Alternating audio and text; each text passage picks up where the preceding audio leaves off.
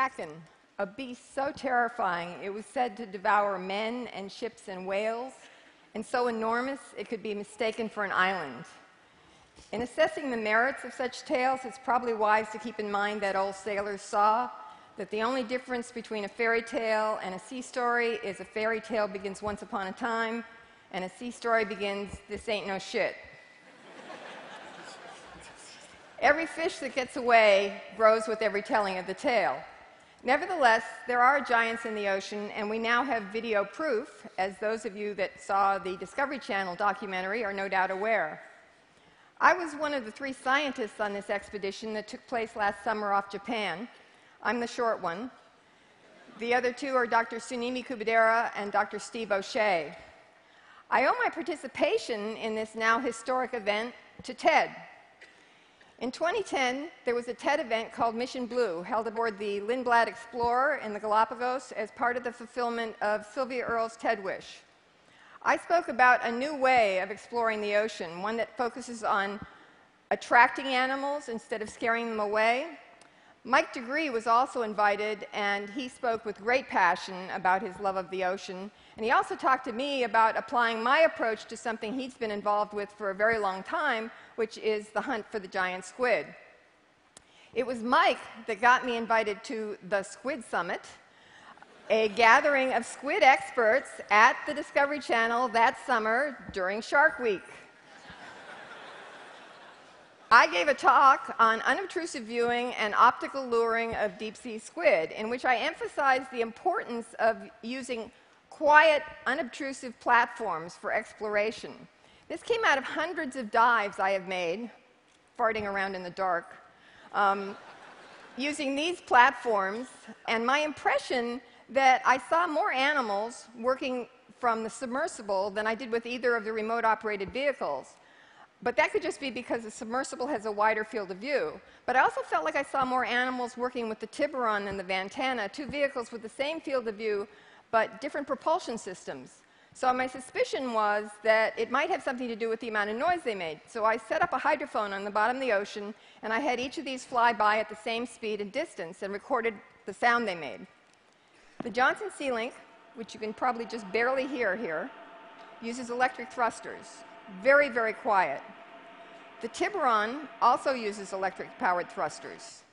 It's also pretty quiet, but a bit noisier. But most deep diving ROVs these days use hydraulics, and they sound like the Ventana. I think that's got to be scaring a lot of animals away. So for the deep-sea squid hunt, I proposed using an optical lure attached to a camera platform with no thrusters, no motors, just a battery-powered camera, and the only illumination coming from red light that's invisible to most deep-sea animals that are adapted to see primarily blue. That's visible to our eye, but it's the equivalent of infrared in the deep sea. So this camera platform, which we called the Medusa, could just be thrown off the back of the ship, attached to a float at the surface with over 2,000 feet of line. It would just float around, passively carried by the currents, and the only light visible to the animals in the deep would be the blue light of the optical lure, which we called the electronic jellyfish, or e-jelly, because it was designed to imitate the bioluminescent display of the common deep-sea jellyfish Atolla. Now, this pinwheel of light that the Atolla produces is known as a bioluminescent burglar alarm, and it's a form of defense. The reason that the electronic jellyfish worked as a lure is not because giant squid eat jellyfish, but it's because this jellyfish only resorts to producing this light when it's being chewed on by a predator. And its only hope for escape may be to attract the attention of a larger predator that will attack its attacker, and thereby afford it an opportunity for escape. It's a scream for help, a last-ditch attempt for escape, and a common form of defense in the deep sea. The approach worked. Whereas all previous expeditions had failed to garner a single video glimpse of the giant, we managed 6, and the first triggered wild excitement. Oh my God! Oh my God! Are you kidding me? Oh my God! It's just hanging. It's just... It was like it was teasing us, doing a kind of fan dance. Now you see me, now you don't. And we had 4 such teasing appearances. And then on the 5th, it came in and totally wowed us. Look at that. Bang! Oh, yes!